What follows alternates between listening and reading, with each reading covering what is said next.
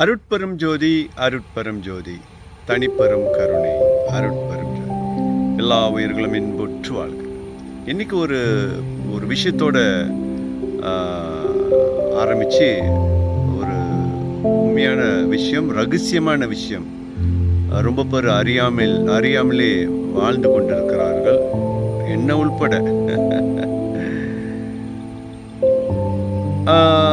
என்ன அது அறியாமல் வாழ்ந்து கொண்டு இருக்கிற விஷயம் பார்த்தீங்கன்னு சொன்னாக்காங்க, இன்னைக்கு உலகத்தில் நம்ம எப்படி தெரியுங்க வாழ்ந்துக்கிட்டு இருக்கோம்? யாரோ உருவாக்கின பொருளையும் யாரோ நம்மளுக்கு உருவாக்கின பொருள் மூலியமாக சிக்கி மாட்டிக்கொண்டு இருக்கிறோம். எதுக்கு பிறப்பெடுத்தமோ அதுக்கு போகாம வெளிப்புறத்தில் இருக்கக்கூடிய மாயை பார்த்து அதில் சிக்கி விட்டோம். இந்த வெளிப்புறத்தில் இருக்கிற மாயை விட்டு வெளியாகணும்னு சொன்னாக்கா உள்புறம் செல்ல வேண்டும். உள்புறம் செல்லணும் என்றால் நம்ம இயற்கையை கவனிக்க வேண்டும். இயற்கையை கவனிச்சோம் சொன்னாக்கா நம் உள்புறத்தை கவனிக்கிற ஒரு வாய்ப்பு கிடைக்கும். இன்னைக்கு என்ன நடந்துட்டு இருக்கு? இயற்கையை கவனிக்கிறதே இல்லை, இயற்கைக்கு மரியாதை கொடுக்கறதே இல்லை. உலகத்துல மாய உலகத்துல மாட்டி வெளிப்புறத்துல மனிதர்கள் கற்பனையில உருவாக்கின பொருள்களை நம்பி இதுதான் ஸ்பிரிச்சுவல் அப்படின்னு சொல்லி மாட்டி கொண்டு வாழ்க்கையில போய் கொண்டு இருக்கிறோம். உண்மையான ஸ்பிரிச்சுவல் என்ன தெரியுங்களா?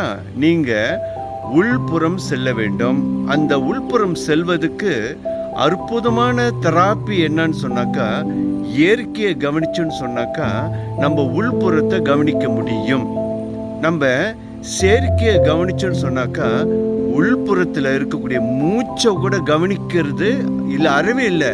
மூச்சை யாரும் கவனிக்கிறதே இல்லை. ஏன்னா இந்த உடல் ஏங்கி கொண்டு இருப்பது நம் மூச்சு காற்று. அப்போ அந்த மூச்சு காற்று எவ்வளோ முக்கியம்ன்றது உணரணும் சொன்னாக்கா இயற்கைக்கு போக வேண்டும். இயற்கையை பற்றி தெரிந்து கொண்டால் நிறைய ரகசியத்தை கற்றுக்கொள்ளலாம். நம்ம ஸ்பிரிச்சுவலிட்டியில ஜெயிக்கலாம்.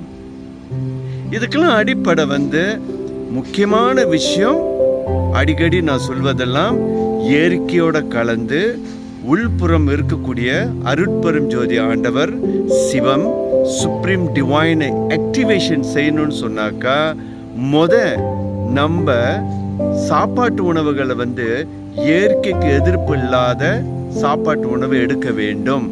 எடுத்துன்னு சொன்னாக்கா நம்ம இந்த மாய உலகத்தை விட்டு வெளியாகலாம், நெகட்டிவ் தாட்ஸ்லேருந்து வெளியாகலாம். சிக்கல் குழப்பங்கள் இருக்கிறோம் தெரியுங்களா, மாட்டிக்கிட்டு அதை விட்டு வெளியாகலாம். நமக்குள்ள ஒரு பீஸ், ஒரு அமைதி நமக்குள்ள கிடைக்கும்.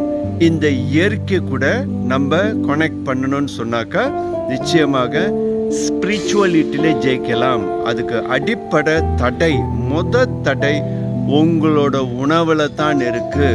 மீடியாளுங்களை நிறைய மீடியாவில் மாமிசத்தை சாப்பிட சொல்லி நம்மளை குழப்பி கொண்டு இருக்கிறார்கள். மாமிசத்தை சாப்பிட சொல்லி அந்த மாமிசம் இறைச்சி கவுச்சியை சாப்பிட்றத நிப்பாட்டிட்டு இயற்கை காய்கறி வகை, அதுவும் தமிழ் நாட்டு காய்கறி வகையில் சாப்பிட்டோன்னு சொன்னாக்கா நம்ம ஸ்பிரிச்சுவலிட்டியில ஜெயிக்கலாம். தெய்வம்ன்றது உங்களுக்குள்ள தான் இருக்கு. அந்த தெய்வம் உங்க உடலை ஆண்டு கொண்டு இருக்கு. அதுதான் ஆண்டவன். தெய்வத்தை சென்று உள்ள போகணும்னு சொல்ல கடந்து உள்ள செல்ல வேண்டும், கடந்து உள்ள சென்று போக வேண்டும். அப்ப தெய்வமும் நீங்க தான், ஆண்டவனும் நீங்க தான், கடவுளும் நீங்க தான். அதுல ஜெயிக்கணும்னு சொன்னாக்கா நனி சைவம் சுத்த சைவமாக வந்தால் மட்டும்தான் நீங்க ஸ்பிரிச்சுவலிட்டியில் ஜெயிக்கலாம். இன்னைக்குள்ள இன்ஃபோ தான். அடுத்தடுத்த வீடியோவில் உங்களை சந்திக்கிறேன். அருட்பெரும் ஜோதி அருட்பெரும் ஜோதி தனிப்பெரும் கருணை அருட்பெரும் ஜோதி. எல்லா உயிர்களும் இன்புற்று வாழ வைப்போம்.